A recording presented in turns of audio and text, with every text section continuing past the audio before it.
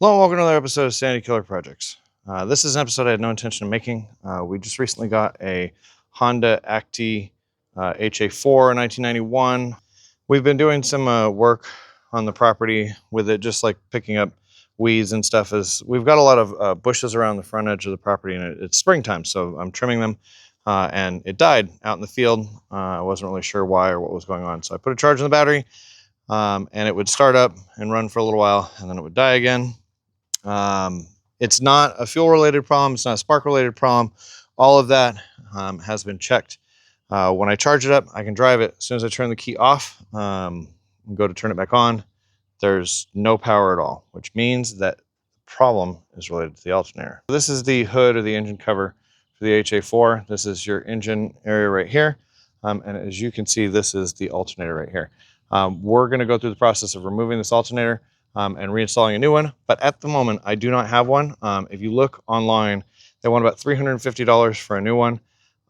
They also want $200-ish for a rebuilt one. When it comes down to it, this is a Honda Civic alternator.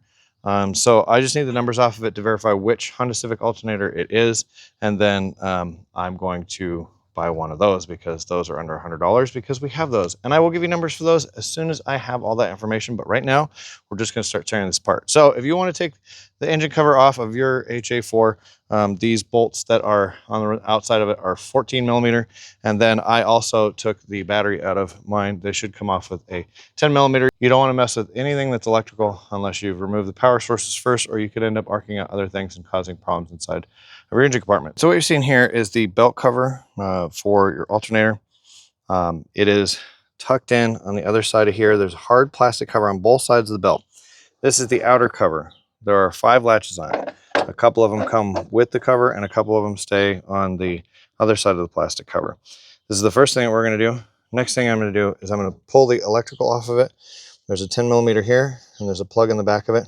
That will remove the electrical wires from the alternator. Okay, so the 2 wire connectors are off. As you can see on this one, there is a little press clamp. So what I did to get it off was just a pair of pliers that I could squeeze on so I could get that tension off of that. Now that these 2 are off, there's a 12 millimeter here. There's a 12 millimeter on this side. This one's a bit tricky. Let me show you. If you look right there, that line looking thing right there is a rubber plug, and underneath it is the cover for the bolt. Let me take it off and then I'll show you what it looks like. All right, so there's your bolt underneath it. This is the cover. It's just a press in. Once you're outside of that, you need to loosen that and that other one so you can get tension off of the belt so that we can get the belt off. All right, so as you can see, the alternator is now out. It's just kind of stuck in this hole, so I've got to figure out what things I have to take off to make it get clear. Also, the bottom bolt, which is this long guy here, it's actually 14 millimeter, so the top bolt's a 12, the bottom's a 14. The number and the information that I actually need is all right here on this tag, but I want to get up and out before I look into that. All right, so I missed a ground, which is on one of these case screws right here. It's a little 7 millimeter guy. Once you get that out, then everything is completely out. Okay, as you can see, this looks kind of backwards because I've taken the alternator that was sitting this way. I've turned it this way. The reason why is this is the easiest way to get it out. As you can see, like the wing plate is clear on this side. It's going to be clear on that side. I actually took the tensioner bracket and I loosened it just enough to move it out of the way. And then I can take this whole assembly, and once I fish it around some of the stuff, the alternator will come up and out. All right, so the number that I was looking for this alternator is right here. It's 1002119111. If you notice too, it has this T-plug on it. That's very important. And then it has a voltage regulator built in. These are the things that we're looking for. There's also a Honda cross-reference part number that I have, but I'm not sure if it matches up to the same thing as this. So at this point, I'm going to stop. We're going to look for some parts. I don't need another belt. This belt's actually in pretty good shape, so that's where we're going to leave it for now until I can get some parts. Through the magic of editing, it's been about 2 weeks. I've had to do a lot of research to figure out what exactly we need and what is going on. As it turns out, the original stock alternator that is made for the HA4 is no longer made. They are rebuilt. There are companies out there that do it. They range anywhere from $250 to $350, and that's at today's current rate. This is a Denso alternator. So after doing a whole lot of research, There were a few different ways I could go with this. Unfortunately, this particular one is harder to find. There is a similar one that has the same configuration, but most of the time this is pointing at this and that would get in the way. So what I ended up doing is some more research and finding out there's a company, and I'm kind of stealing what they do, called Willed Power Performance or something like that. They offer a 60 amp alternator, and it has the same configuration where this end wing here, where the bolt passes through, is a bit further forward instead of the wide fat one that's here. So what I'm going to do is I'm going to end up building a spacer, and I may end up having to change this bolt.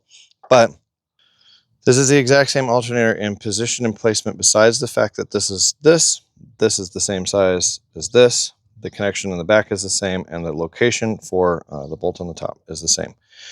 So we're going to install this one, and then I'm going to make a spacer and possibly replace this bolt. All right, so what is this thing that I'm attempting to install here?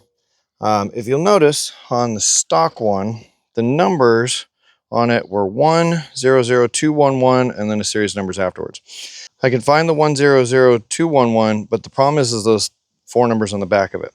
So what this is, we'll go back to those numbers, is 101211, and then a different series of numbers afterwards. But somewhere in there, the designation for that makes it a 60 amp alternator instead of a 45 amp alternator. And this is an aftermarket company called J&N, and J&N's part number is 400-52274. And they even give you a sheet to show you what it came out at, and it was actually pumping out 68 amps when they bench tested it. So this is going to go on exactly the same as the way the other one did. The one thing I didn't do was attach the wire harness mount bolt on the bottom of the alternator, because I wanted these wires to be able to move around enough to be able to get everything where I needed it to go. These 2 wires connect back into this, and this goes back into the alternator right here. Right now I'm test fitting to make sure I have enough space and that I don't have to change this bolt, and it looks like I'll be okay. I do need to make a spacer for that, and I have a pipe that I can cut down to fit for that. So the alternator is now installed back into place, and if you look over here, I've put a 1 1/4 inch spacer over the bolt so that this side doesn't move. That's all that's needed to incorporate this one back into place. And the amazing thing is this is only about $100 in exchange of this one's $350 if I were to try to get a rebuilt one, and I'm gonna end up getting more amperage out of my battery for this. So the last things I have to do is put the cover back on, put the battery back in, and then we'll fire it up. So this turned on first key flick, instantly right up. The battery was charged because I already had it sitting on the charger over there, and then reinstalled it back into its location, and everything just popped right on. So this alternator's probably going to work. I'm going to run for a little bit just to make sure it's charging everything up and check the voltage on my battery. All right, so everything appears to be working just fine with the K-Truck after I change out the new alternator. It's getting 14.3 back onto the battery, which is exactly what needs to be done. So, as always, thank you for watching. Please make sure to like, share, and subscribe. We'll keep making more content on the K-Truck.